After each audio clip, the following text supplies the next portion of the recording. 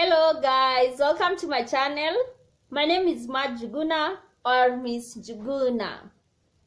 So today actually I'm recording with a selfie stick. So ukiona ina tingika, please bear with me. I forgot my camera holder. Anyway, today I want to talk a little bit about letting go. And you letting things go with love through forgiveness.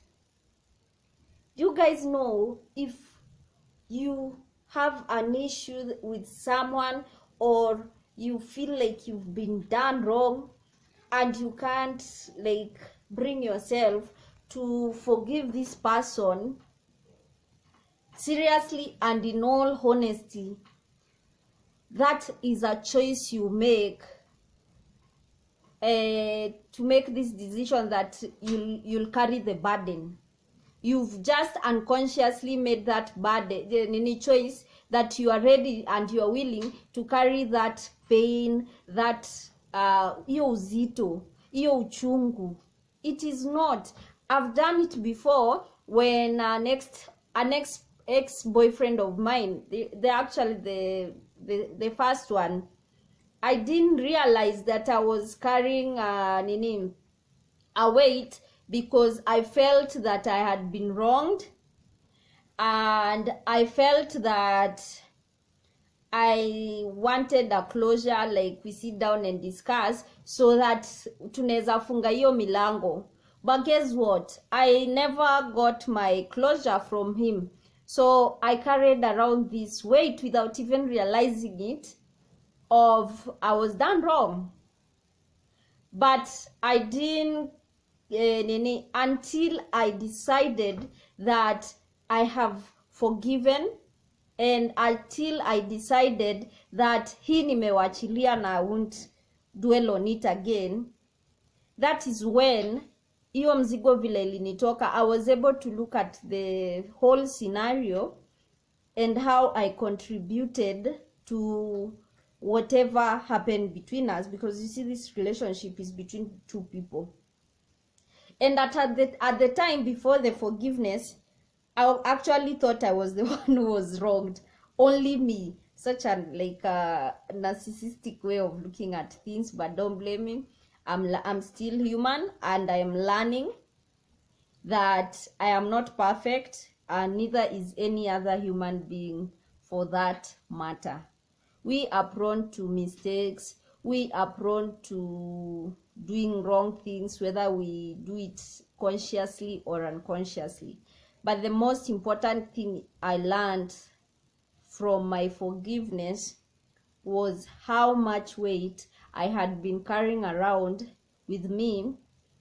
And by the way, dragging it to my other relationship without even realizing it, because my eyes could only see as far as I had been wronged, or I perceived that I was wronged.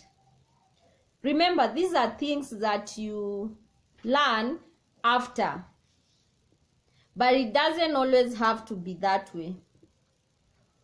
What are you perceiving that huo mtu mwingine alikufanyia, na hata kukaendaje huwezi msamehea? Look at it this way. The moment you make that decision that huwezi samehea another human being, knowing very well even you make mistakes, is the moment that you have decided utachukua mawe uiekele kwa mgongo, utembeange nayo kila siku, kwa sababu you made a sole decision on your own, in your mind, that siezi msamehea hata kukaenda aje. But darling, there is no way. Sweetheart, my dear friend, there is no way for a human being to live. This weight drags you down.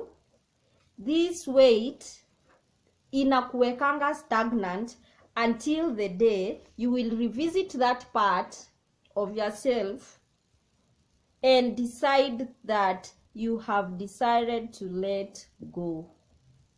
And you have decided that you will pursue happiness come what may, and you won't participate in whatever was making you not forgive.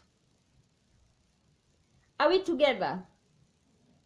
As humans, we need to understand that we will always make mistakes. These mistakes are for us to experience and learn and become better people.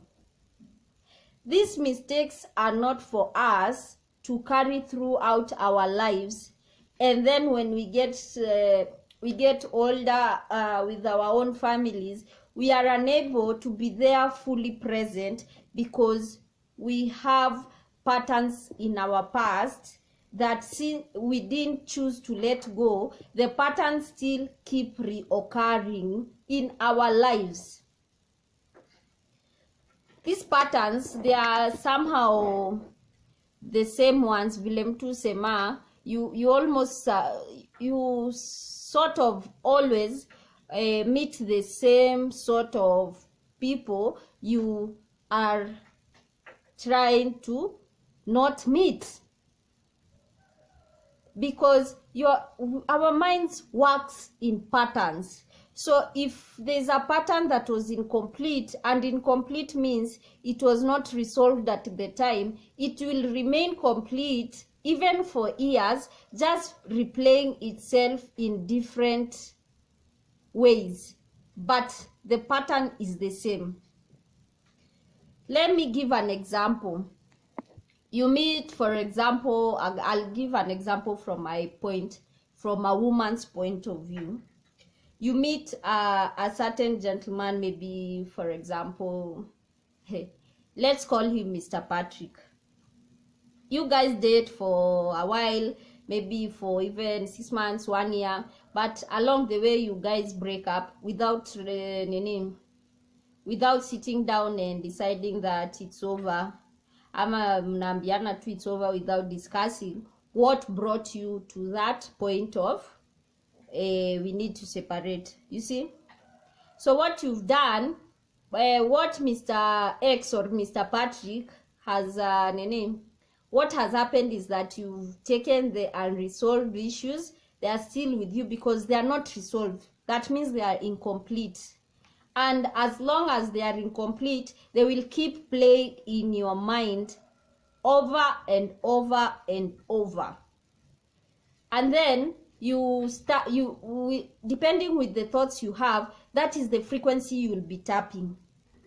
Frequencies are levels of consciousness depending on what your mind is thinking regularly.